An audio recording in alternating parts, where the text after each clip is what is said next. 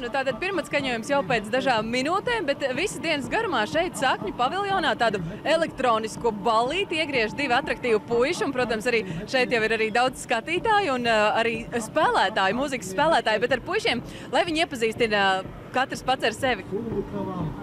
Man sauc Gins. Man sauc Gins. Bet es saprotu, tu arī pārstāvi kādu muzikālu projektu, un ko tieši tu pārstāvi, un varbūt vispār var izstāstīt par to, kas ir šis interesantais, neparastais skaņu laboratorijas projekts šeit Sakņu paviljonā? Vispār jau es pārstāvu savu projektu parasti. Es parasti nodarbojos ar tādām lietām, kā šitās te, šādi uzspēlēju priekam. Bet šeit sakarā es pat īsti nezinu, kāpēc mēs tā esam. Varbūt tavs kolēģis varēs vairāk izstāstīt. Stāties, lūdzu, priekšā. TV Maskava. Jā. Mēs pārstāvam arī Dirty Deal, paši sevi kopā Dirty Deal audio. Jā. Es jau kādu laiku stāvu šeit un skatos un saprotu, ka šī elektroniskā mūzika, tā ir tāda uz vietas radīta improvizācija. Taisnība, no kā tas viss top?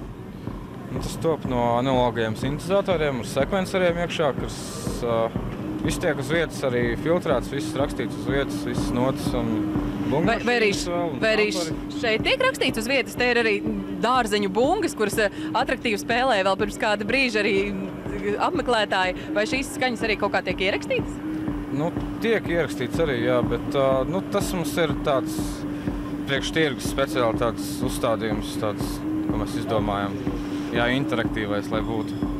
Ja mums bija tāds uzstādījums, ja mēs gribam tehno spēlēt tirgū, tad mums ir jābūt dārziņiem un jābūt iesaistītiem cilvēkiem vēl arī. Un kā ir tehno un tirgū? Kādi jūs redzat, kāda ir atsaucība cilvēku? Ko varbūt kāds arī nāk kaut ko saka, patīk, nepatīk? Tehno, tāda bioritma mūzika, nevar nepatikt. Var pārprast, varbūt, bet sirdī visiem patīk. Varbūt tā nedomā, varbūt tikai. Jā. Bet vai jūs arī ar kādu apmeklētāju parunājat, varbūt kāds kaut ko jautājums? Mēs pārsvarā esam baigi aizraujušies. To, ko mēs darām, jums tas baigi patīk, zin kā, un tā. Šeit tad kāds kaut ko paprast, bet, tad arī atbildam, bet pārsvarā jau tie, kas grib piedalīties, tie kaut ko tur darbojas ar dārziņiem, tur piesiet mums ritmus tur. Es domāju, mēs varbūt varētu kādu palūgt un paspēlēt šīs bungas, jo tiešām skaņa ir interesanta, varbūt ne gluži tā kā skan kāposts un ķirbis un sīpols, bet varbūt, lūk, šeit ir kociņi, varbūt jūs uzspēlēsiet? Pamēģiniet, tur nekas nav jāprot. Vai cilvēki, un īpaši es skatījos, ka bērniem patīk šī interesantā atrakcija, vai viņi nebūs vīlušies atnākot mājās un redzot, paprasīs vecākiem ķirbi vai kādu kāpostu, un viņš jau nemaz tā neskanēs? Es domāju, ka nebūs vīlušies. Es domāju, ka to jau saprot, ka neskan dārziņu tā pa lielam. Varbūt ļoti maz bērni, varbūt būs vīlušies, bet, mazotnē ir daudz jāvaļās, lai saprastu, kas ir īstas lietas, zin kā. Un jūs būsiet šeit līdz pat vakaram, jā? Līdz 6, 5, 6. Līdz 5, man liekas, jā.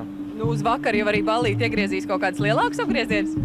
Tajā būs vēl koncerti kaut kādu, jā. Tur beigās būs Latvijas gāzes koncerts, laikam. Un pa vidam vēl būs kaut kāds, kad mums būs pauzītes, bet mēs jau daudz stundas jau tur tehno griežam, tirgūt.